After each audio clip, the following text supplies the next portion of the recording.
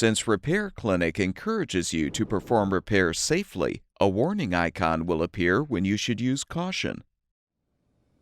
A refrigerator water filter will help purify your home's tap water by filtering the incoming water before it reaches the dispenser or the ice maker.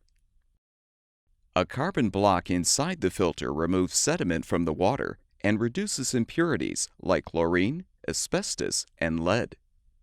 The carbon block is incredibly porous, and its surface area will capture microscopic substances that are potentially harmful.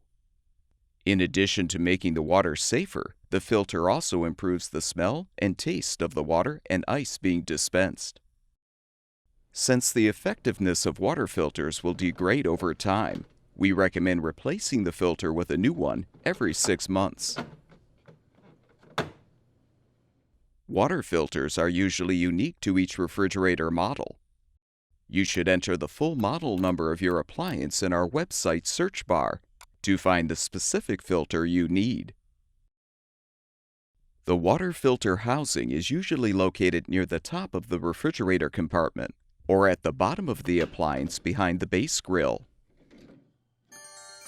If applicable, it's a good idea to turn off the ice maker before replacing the filter to prevent water from coming through the inlet line. On some refrigerators, you will need to depress a tab to release a cover. Depending on the model, you can remove the old filter by rotating the filter counterclockwise, pushing the filter in firmly to disengage, or by pushing a release button. Before you install a new water filter, remove the protective cap or caps from the inlet and outlet ports. If applicable, you may also need to transfer an end cover from the old filter to the new one. Align the new filter with the housing and press it in firmly.